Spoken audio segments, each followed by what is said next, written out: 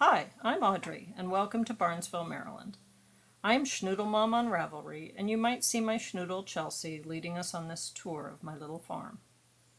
Let me tell you about why I want sheep, and Cormo sheep in particular. I've been a knitter since I was 3 years old. At age 8, I was designing and knitting clothes for my sister's dolls.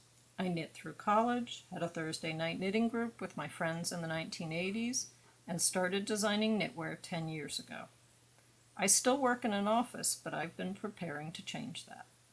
About 3 years ago, I decided that I wanted to get my own sheep and try to make a second career in the fiber world. Being the cautious person that I am, I studied in every way that I could to prepare myself for this step.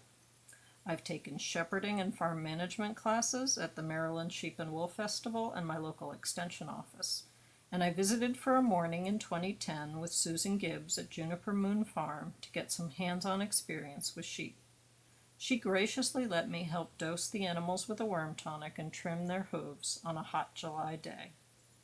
None of that changed my mind about owning sheep, so I set about finding a small farm and moving to the country, getting my fences upgraded, and getting the pasture in decent shape.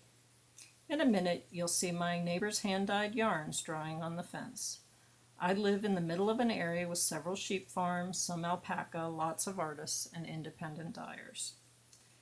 You'll also see that I had my fences installed to divide my main pasture area in two separate parts. This will help when I want to rotate the grazing to minimize parasite load in the animals. So, back to my research. Once I had general sheep knowledge, then I needed to decide what breed of sheep I wanted. Of course, as a fan of Juniper Moon, I could have simply said, Susan chose Cormo, so they must be the best. But no, I had to research and decide myself. So last year, I got a spinning wheel and learned to spin. I collected fiber samples from 10 breeds that interested me, and I spun wool, experimented with natural dyes, and generally tried out all the fibers. End result? I decided that I wanted Cormos, just like Susan. So I'm ready for a small flock of sheep here on my 4-acre farm.